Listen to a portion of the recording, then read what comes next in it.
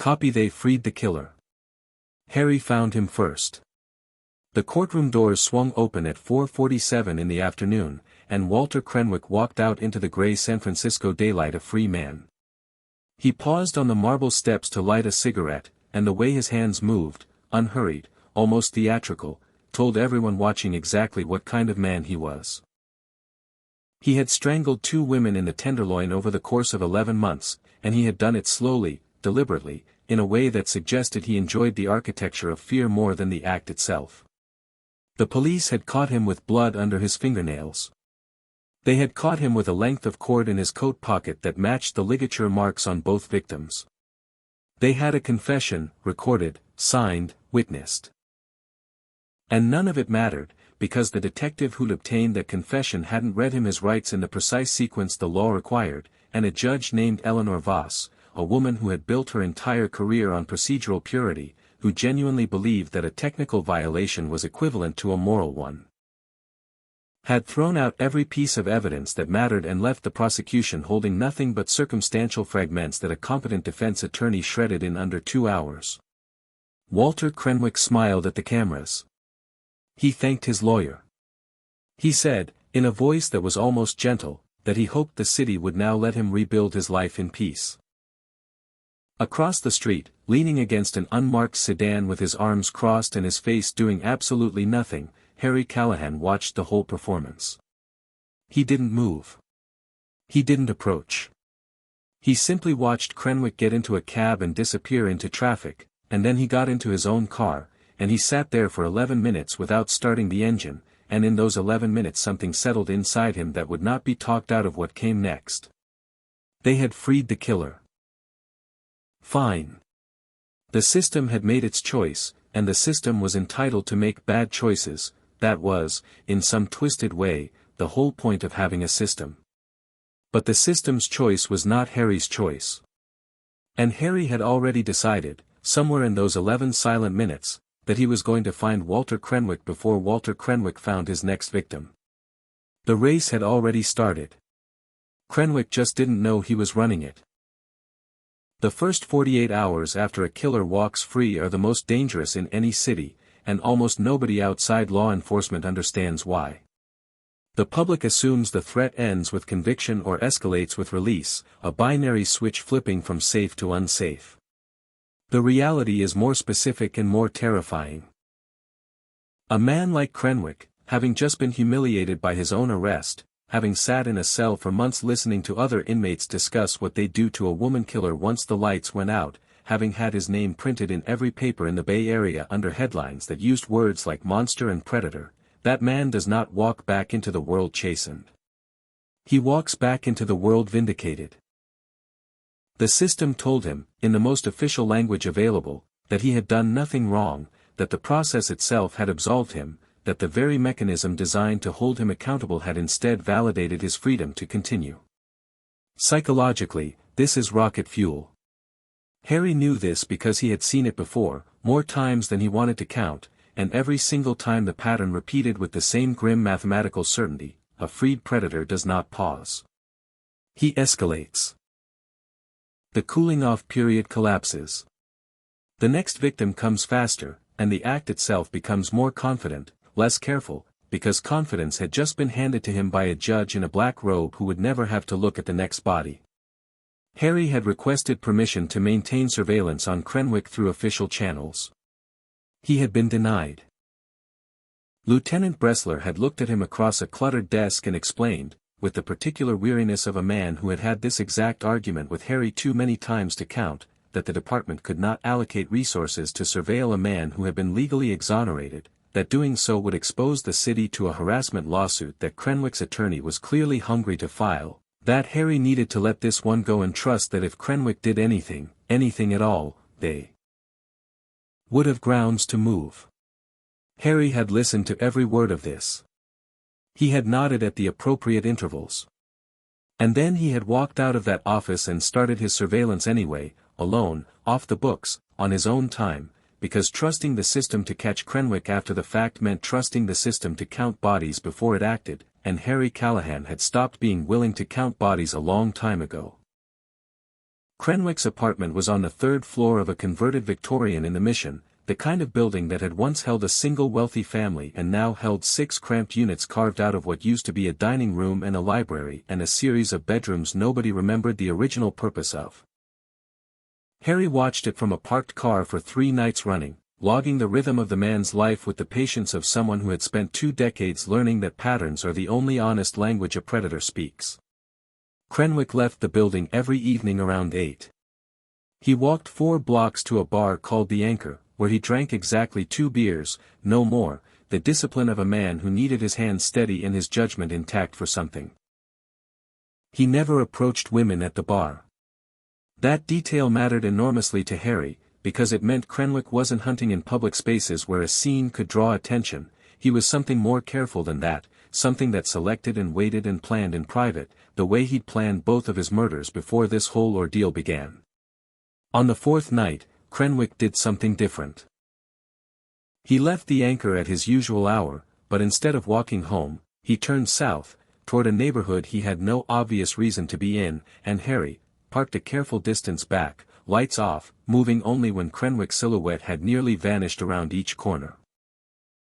Followed him on foot through 6 blocks of darkening streets until Krenwick stopped outside a small apartment building and stood across the street from it for almost 20 minutes, doing nothing but watching a lit window on the 2nd floor. Harry didn't need a file to understand what he was looking at. He'd seen this exact posture before, in exact stillness, outside 2 other buildings, in the weeks before 2 other women died. Krenwick was selecting his next victim. And he was doing it with the casual, unhurried confidence of a man who genuinely believed that nothing could touch him now, because the law itself had already declared him untouchable. The woman in that apartment was named Carla Ibanez. She worked nights at a hospital pharmacy and slept during the day, which meant her schedule put her on dark streets at hours when almost nobody else was around. Exactly the kind of vulnerability that men like Krenwick were drawn to with an instinct that bordered on the predatory in the most literal biological sense. Harry spent the better part of the next 2 days building a picture of her life without ever approaching her, without ever letting her know she had become the center of a silent war being fought entirely outside her awareness. He learned her shift patterns. He learned which doors she used, which route she walked, which evenings she varied her schedule because of overtime. And he learned, with the cold clarity of a man doing math he'd done before, that Krenwick was going to make his move within the week, because the pattern from the 2 prior killings showed an average surveillance period of 9 to 12 days before action, and Krenwick was already 6 days in. Harry had 2 choices in front of him, and both of them came with costs he understood completely. He could go to Lieutenant Bressler with what he'd observed, a man standing across the street from a building, watching a window, and watch it get dismissed as insufficient grounds for any official action, because legally, watching a window was not a crime, and the department's hands were still tied by the same judge who had freed Krenwick in the first place. Or he could do what he had always done when the official channels failed the people who needed protecting. He could become the wall between Krenwick and his victim himself, using methods that no court would sanction and no department would defend, because the alternative, waiting for Krenwick to act and then building a case afterward, meant accepting that Carla Ibanez might become exactly the kind of evidence the system required before it would finally move. There's a particular kind of conversation that happens in the gap between what the law allows and what conscience demands, and Harry Callahan had been having that conversation with himself for the better part of his career. It rarely had words. It mostly looked like exactly what it was that week. A man sitting in a parked car at 2 in the morning, watching a dark window, running through scenarios with the grim methodical patience of someone who had stopped believing that good intentions were sufficient protection against bad outcomes. He thought about Judge Voss, sleeping soundly in whatever comfortable house procedural purity had bought her, untouched by any of the consequences her rulings produced. He thought about Krenwick's lawyer, who would no doubt file paperwork the moment Harry's surveillance crossed any legally cognizable line, who was probably already preparing the harassment complaint as a contingency. He thought about Carla Ibanez, who didn't know his name, who didn't know Krenwick's face, who was simply trying to get through her pharmacy shifts and sleep during the daylight hours like anyone else, completely unaware that her survival had become the subject of calculations she had no part in making. And he thought, finally, about the two women who hadn't survived. About the case files he'd read until the photographs stopped being photographs and became something closer to a permanent weight he carried, the kind of weight that didn't ask permission before settling into a man's chest and staying there.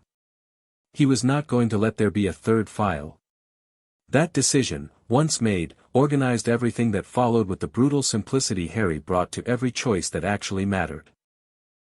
On the seventh night, Krenwick deviated from his pattern in a way that told Harry the wait was over. He left the Anchor early, after one beer instead of two, and instead of walking his usual route home, he cut through an alley that ran parallel to Carla Street, the kind of shortcut a man takes when he's rehearsing an approach rather than simply traveling somewhere.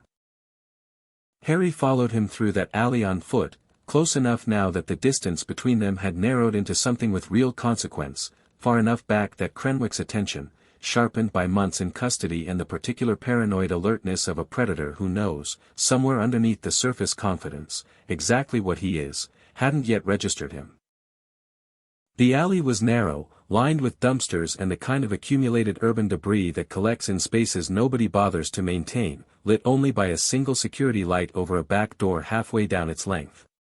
Krenwick stopped near that light and pulled something from his coat pocket, gloves, thin and dark, the kind a man puts on right before doing something he doesn't want to leave fingerprints on. Harry watched him pull them onto his hands, finger by finger, with the same unhurried, almost ceremonial patience that had characterized everything about him since the day he walked free, and in that moment Harry understood with total certainty that he had run out of time for surveillance, for patience, for any of the careful procedural caution that had gotten Carla Ibanez exactly nowhere.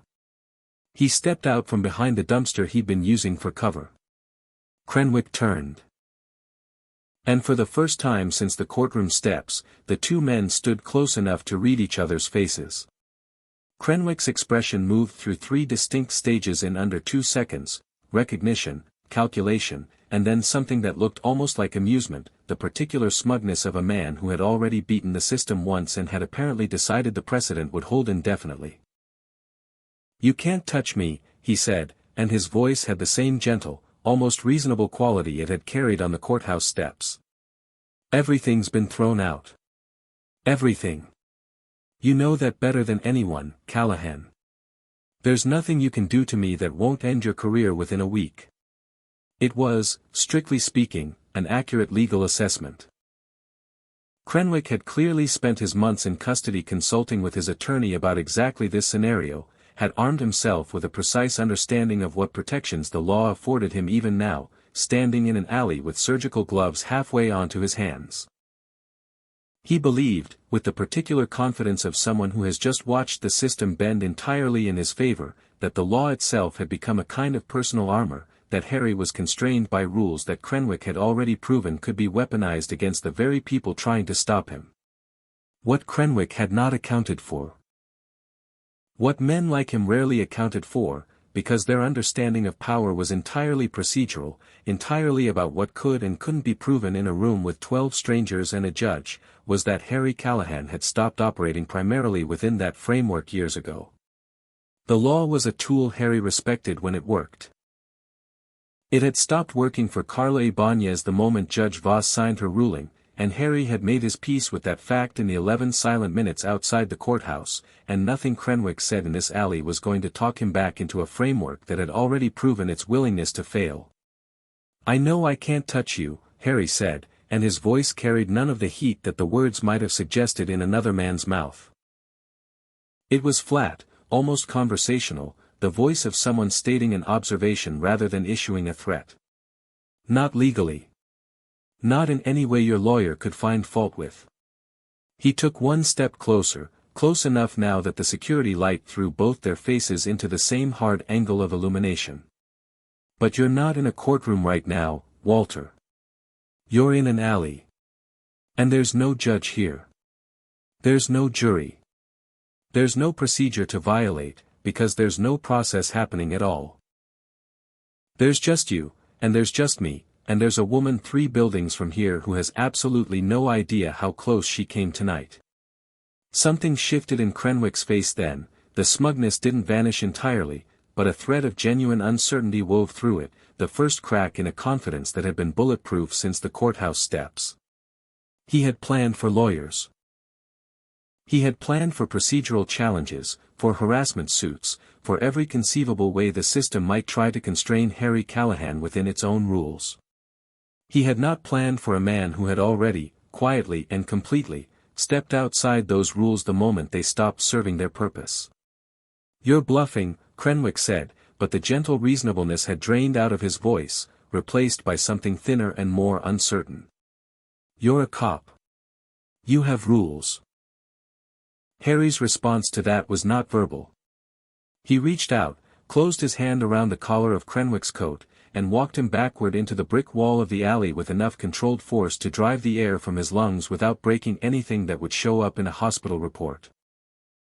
A precision that came from decades of understanding exactly how much damage a man could inflict without leaving evidence that would matter in any courtroom Krenwick's lawyer might still try to drag him into. "I used to have rules," Harry said, his face inches from Krenwick's now, his voice still flat, still almost gentle in its total lack of theater. "The rules let you walk. So tonight, I'm operating on something a little more reliable." What happened in the next several minutes in that alley never appeared in any official report, because no official report was ever filed. There was no arrest. There was no charge.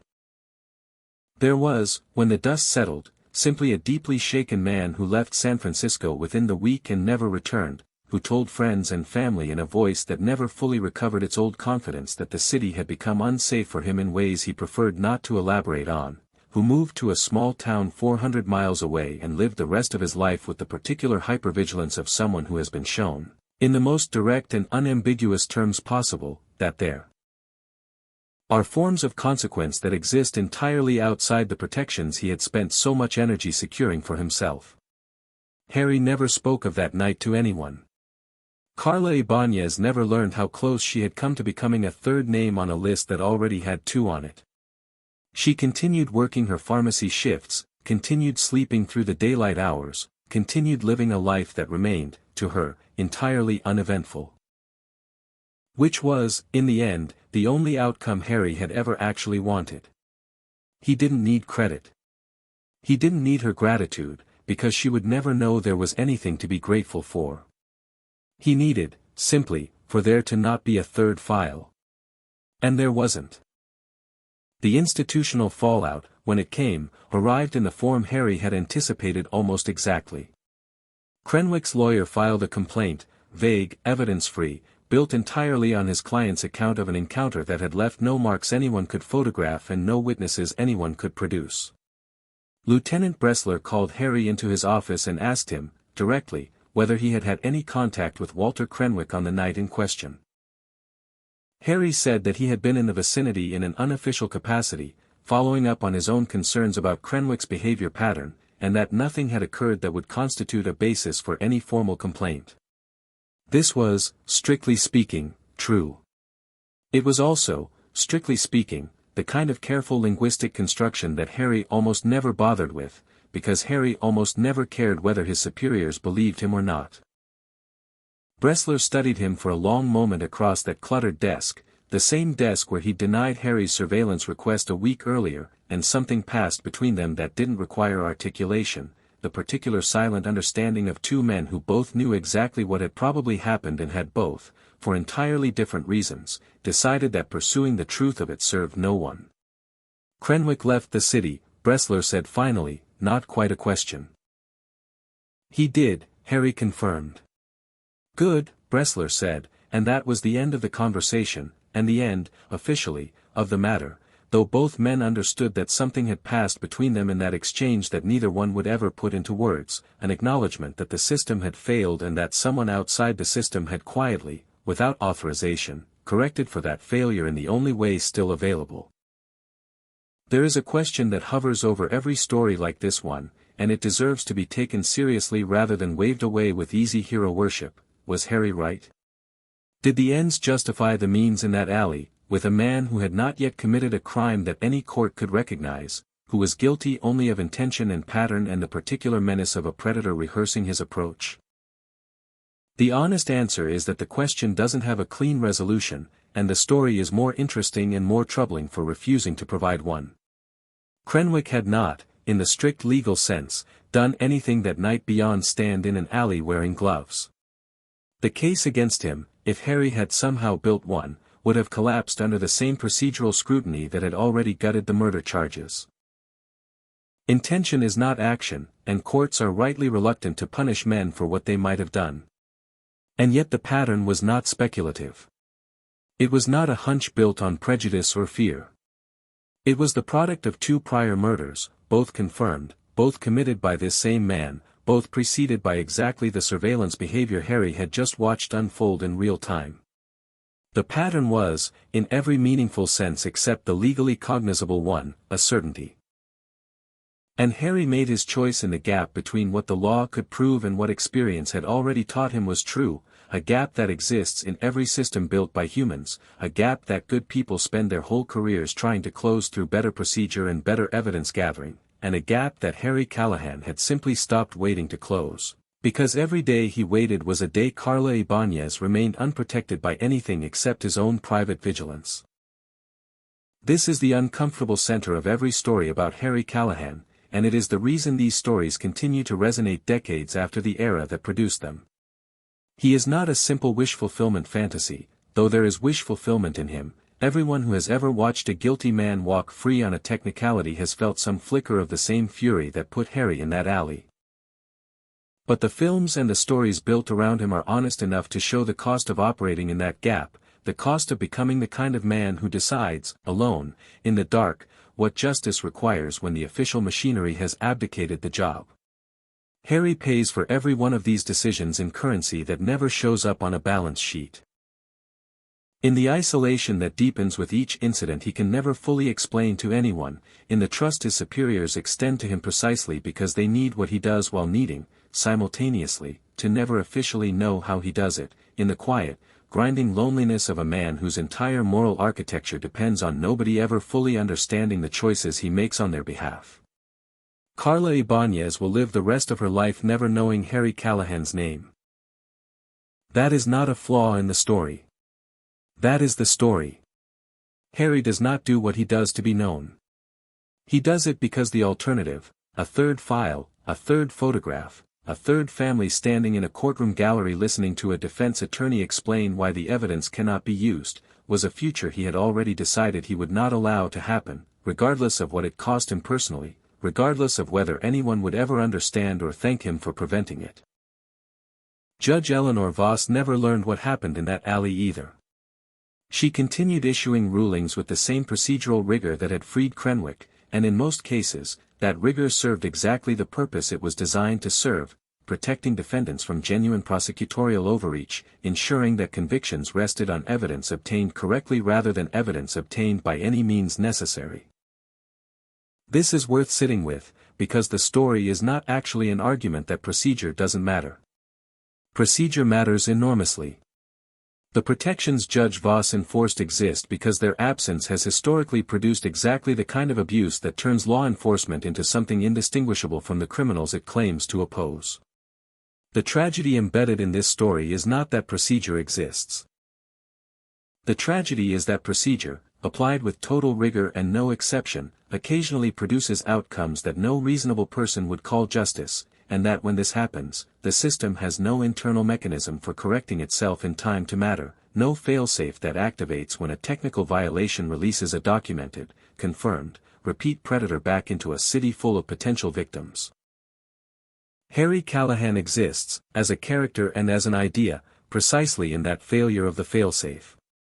He is what a city produces when its protective mechanisms become so committed to protecting against one kind of error that they stop protecting against the other kind entirely. He is not the solution to that problem.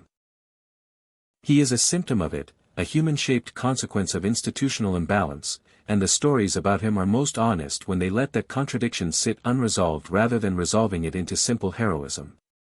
Walter Krenwick, 400 miles away, in a small town where nobody knew his name or his history, lived out the rest of his years without ever harming another woman.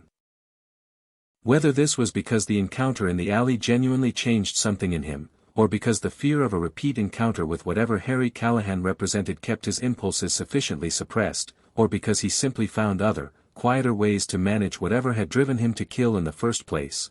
None of this is knowable, and Harry never tried to find out. He didn't track Krenwick's subsequent life. He didn't follow up. The job, as Harry understood it, had been completed the moment Krenwick left San Francisco, and Carla Ibanez remained alive and unaware, and Harry had long since stopped needing confirmation that his choices had produced good outcomes beyond the immediate evidence in front of him. This, too, is part of what makes him a difficult figure to fully celebrate or fully condemn. A more conventional hero would have wanted closure, would have wanted to know that the threat was permanently neutralized, would have needed some final confirmation that the moral ledger had balanced. Harry didn't need that. He had made his choice in the alley based on the information available to him in that moment, and once the immediate danger had passed, he moved on to whatever the next case demanded of him, carrying the weight of an action he would never discuss and never seek validation for, filed away in the same internal archive where he kept every other decision the system would never sanction and the streets would never thank him for. The deeper question this story raises, and it is a question worth sitting with long after the specific details of Krenwick and Carla Ibanez and that alley have faded, is what a city owes the people it cannot officially protect. Judge Vasa's ruling was not malicious. It was not even, by the strict standards of legal reasoning, wrong. The detective who failed to read Krenwick his rights in the correct sequence had made a genuine error, and the protections against coerced or improperly obtained confessions exist for reasons that have nothing to do with sympathy for killers and everything to do with preventing a much larger category of abuse. The system worked exactly as designed. And the system, working exactly as designed, nearly produced a third victim.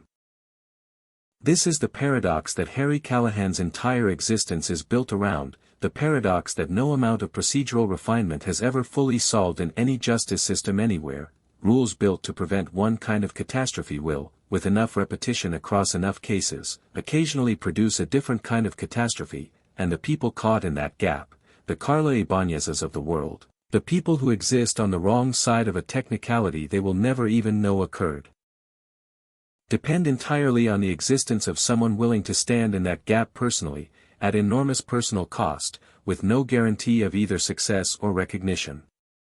Most cities do not have a Harry Callahan. Most cities simply absorb the cost of that gap in the form of bodies that arrive too late for any intervention at all. San Francisco, in this particular story, was luckier than it deserved to be, and the luck took the specific form of one detective who had stopped believing that following the rules and achieving justice were reliably the same thing. There is a final image worth holding on to, the one that closes this particular chapter of Harry Callahan's long and largely undocumented war against the gap between law and justice. It is not the alley.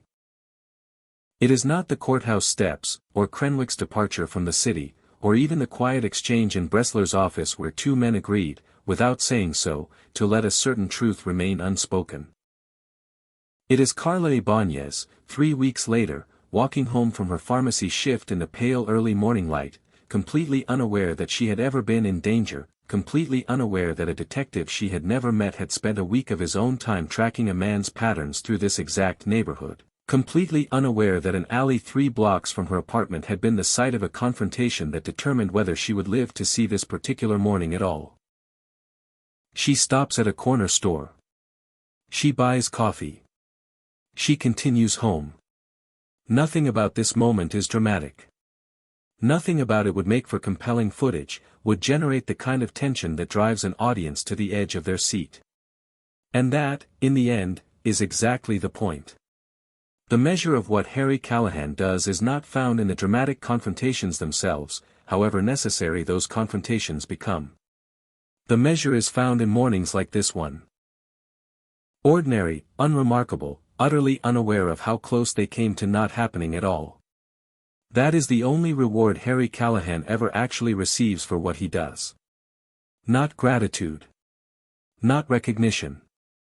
Just the continued, uninterrupted ordinariness of lives that would otherwise have ended, walking home in the morning light, buying coffee, going on, never knowing how close the alternative had come, never knowing the name of the man who made sure it stayed that way.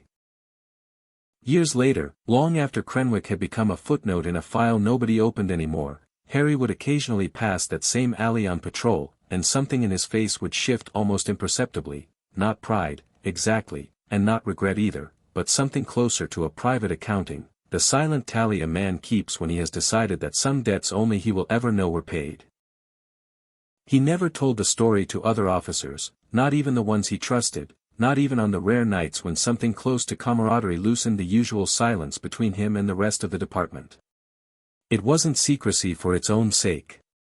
It was simply that Harry understood, with the same clarity that governed everything else about him, that the story didn't belong to him to tell. It belonged to Carla Ibanez, who didn't know it. It belonged to the version of San Francisco that had almost lost another name to the same gap that had already claimed two. And in some strange way, it belonged to Judge Voss too, whose ruling had set the entire sequence in motion and who would go on, for the rest of her career, believing that the system she served had simply continued functioning the way it was designed to, never knowing that a single detective's unauthorized week of surveillance was the only reason her procedural correctness hadn't produced a corpse. This is what nobody tells you about the kind of justice Harry Callahan deals in. It doesn't announce itself. It doesn't take credit. It simply happens, quietly, in alleys and parked cars and 11 silent minutes outside a courthouse, and then it recedes back into the ordinary texture of a city that has no idea how many mornings like Carla's were purchased by someone who decided, once again, that the gap between the law and the right thing was a gap he was willing to stand inside alone. The question this story leaves behind is not whether Harry Callahan was justified. That question, as established, resists easy resolution and probably should. The deeper question is what it costs a person to become the kind of failsafe that a system refuses to officially acknowledge needing. Every time Harry steps into that gap, he steps further away from the institution that trained him, that gave him his badge, that nominally governs every action he's authorized to take. He becomes, with each unrecorded intervention, slightly more of a ghost within his own department. Present, relied upon, quietly protected from consequences by superiors who need what he provides but cannot defend how he provides it, and slightly more alone with each file that will never be written, each confrontation that will never be entered into evidence, each life saved that will never know it was saved at all.